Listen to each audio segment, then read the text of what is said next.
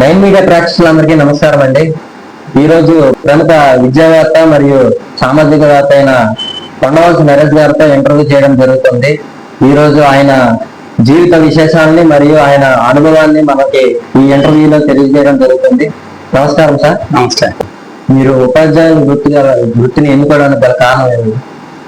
ఉపాధ్యాయ వృత్తిలో నేను ఇంటర్ చదువుతున్న టైంలో నా కొలీగ్స్ కి నేను మ్యాథమెటిక్స్ చెప్పేవాడిని, ఫిజిక్స్ చెప్పేవాడిని. ఆ కొలీగ్స్ లో ఉన్నటువంటి అభిమానము, వాళ్ళ తల్లిదండ్రులు చూపినటువంటి ఆప్యాయత నేను జీవితంలో మరవలేనిది. ఎందుకంటే వాళ్ళు ఈ రోజు కూడా రిలీవ్ అయిన తర్వాత నన్ను ఎంతగానో గౌరవిస్తున్నారు.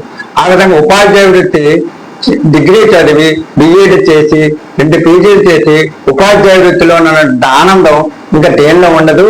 ఈ వృత్తిని ఎంచుకుంటే మనము నైతిక విలువల్ని, క్రమశిక్షణని, సమాజ సేవల్ని విద్యార్థులుగా తయారు చేయొచ్చు. ఆ విద్యార్థులు భారతదేశపు భవిష్యత్తులో మంచి పౌరులుగా తీర్చిదిద్దుతారనే ఉద్దేశంతో ఈ వృత్తిని తీసుకున్నాను. ఉపాధ్యాయుల వృత్తిలో ఇనీషియల్ డేస్ లో ఎటువంటి ఆటంకాలను ఎదుర్కొన్నారు? ఇనీషియల్ డేస్ లో ఆటంకాలు అనేది వస్తాయి. ఎందుకంటే క్లాస్ రూమ్ లో అల్లరి విద్యార్థులు ఉంటారు, ఇంట్రెస్ట్ ఉన్న వాళ్ళు ఉంటారు, ఇంట్రెస్ట్ లేని వాళ్ళు ఉంటారు. వీళ్ళందరినీ కవర్ చేస్తూ మనము విద్యను అందజేసామనుకోండి, వెనుకబడిన విద్యార్థిని కూడా అబ్జర్వ్ చేస్తూ విద్యను అందజేస్తే ఆ ఆటంకాలను ఎదుర్కొనవచ్చు. మీరు ఏ సబ్జెక్ట్ చెప్తుంటారు సార్? ఫిజిక్స్ సబ్జెక్ట్ చెప్తుంటారు. ఫిజిక్స్ అనేది అందరికీ తెలిసిందే, చాలా కష్టమైన సబ్జెక్ట్ అంటారు. అలాగే మీ విద్యార్థులను కూడా ఎలా రిసీవ్ చేసుకుంటారు? ఈ ఉపన్యాస ప్రదర్శన పద్ధతిని ప్రాక్టికల్ గా చెప్తూ మనం లెసన్ డీల్ చేసేటప్పుడు వాడు అట్రాక్ట్ అవుతాడు. పిల్లవాడు ఎప్పుడు కూడా ప్రాక్టికల్ గా ఆలోచిస్తాడు, ఎలాగొచ్చింది ఎందుకనేది ఆలోచిస్తాడు. ఆ విధంగా వాళ్ళని ఇది ఎగ్జిబిషన్స్, ఎక్స్కర్షన్స్ తీసుకెళ్ళి ఆ ఫిజిక్స్ లో ఉన్నటువంటి మెలకువలు, కొత్త మెలకువలు తెలియజేస్తే ఫిజిక్స్ మీద ఆటోమేటిక్ గా ఇంట్రెస్ట్ అనేది నెక్స్ట్ భవిష్యత్తులో కూడా మంచిది ఉంటుంది. భవిష్యత్తు ఫిజిక్స్ సబ్జెక్ట్ మీద అందరికి చాలా మందికి ఇంట్రెస్ట్ ఉంటుంది. ఇప్పుడు ఆ సబ్జెక్ట్ మీద ఇంట్రెస్ట్ ఉన్న వాళ్ళ కెరీర్ అనేది ఎలా ఉంటుంది? ఫిజిక్స్ సబ్జెక్ట్ అనేది బంగారు భవిష్యత్ అండి. Physics subject PG level, PhD కానీ చేస్తే వాళ్ళకి సైంటిస్టులు గాను, ఇంజనీర్స్ గాను, నెక్స్ట్ టీచింగ్ లెవెల్లో లెక్చరర్స్ గాను సెటిల్ అవ్వచ్చు. సార్, ఇప్పుడు మీరు ఎన్నో సామాజిక కార్యక్రమాలు చేస్తున్నారు తెలిసింది. అలానే ఇప్పుడు ఇవన్నీ ఎలా బ్యాలెన్స్ చేస్తున్నారు? ఏదైనా ఆర్గనైజేషన్స్ ద్వారా చేస్తున్నారా, లేదా మీరు సొంతంగా చేస్తున్నారా? ఎలాంటి కార్యక్రమాలు చేస్తున్నారు? కొన్ని ఆర్గనైజేషన్ ద్వారా చేస్తాను, కొన్ని సొంత కార్యక్రమాలు కూడా చేస్తాను. ఒకటి మా ఫాదర్ బర్త్డేకి మేము పేద విద్యార్థి బుక్స్ పంచుతూ తన బర్త్డేకి స్కాలర్షిప్ కూడా ఇస్తున్నాం. అలాగే ఊళ్ళో ఏ దేవాలయం కార్యక్రమాలైనా అన్నదానాలు చేస్తున్నాం. అలాగే ఆర్గనైజేషన్, జియో ఆర్గనైజేషన్, మా నెక్స్ట్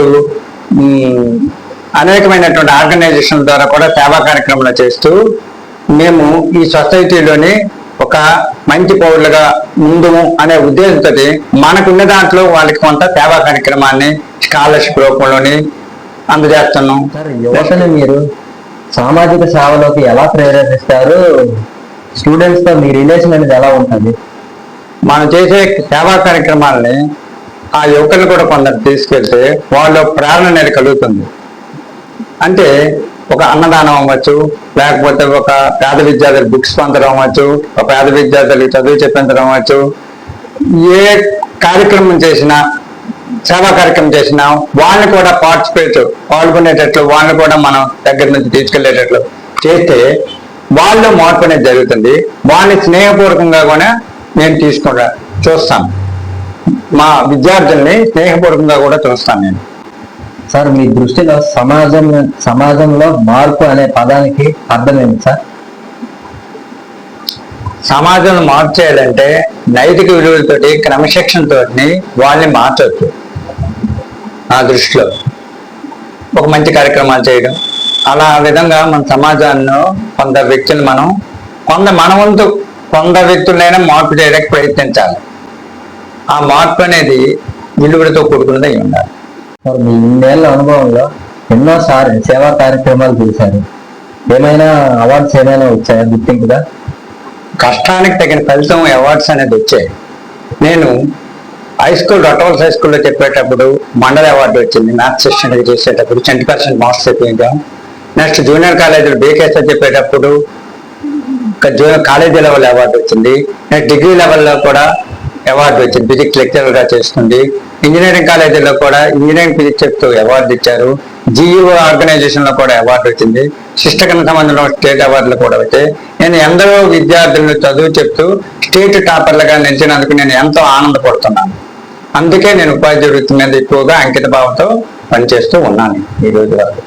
సోషల్ మీడియా వల్ల యువత మరియు అందరూ నష్టపోతున్నారు. దీనిపైన మీ అభిప్రాయం ఏంటి? ఎలా మార్చగలం? వాళ్ళు రాత్రి 12-1 గంట వరకు సెల్ చూడడం, నిద్ర లేని వల్ల వాళ్ళు అనారోగ్యానికి గురవుతున్నారు. ఫస్ట్. రెండోది టీవీ చాలా టైం చూడడం, దానివల్ల ఐస్కి ఎఫెక్ట్ వస్తుంది. సెల్ చూడడం వల్ల చాలా వరకు ఐస్కి ఎఫెక్ట్ వస్తుంది. ఆలోచన అనేది జ్ఞాపకం కూడా తగ్గిపోతుంది. సెల్ చూడడం అనేది అతి తక్కువ టైమే, ఉపయోగపడితేనే సెల్ చూడాలి. చాలా ఉపయోగాలు ఉన్నాయి సెల్ వల్ల. ఏదైనా తనకు సంబంధించిన సబ్జెక్ట్ విషయంలో సెల్ చూడవచ్చు, మిగతా విషయాలు ఎలిమినేట్ చేస్తే చాలా మంచిదని నా అభిప్రాయం. తర్వాత రాత్రి ఎక్కువ టైం మెలకువలు ఉండకూడదు. ఆ మెలకు ఉండడం వల్ల అనారోగ్యానికి గురైపోతున్నారు, ఆత్మహత్యలు చేసుకుంటున్నారు, న్యూనత భావం పెరుగుతుంది. కాబట్టి అవన్నీ వేగంగా పడుకోవడం, వేగంగా లేచేటట్లుగా ఉండాలి యువత.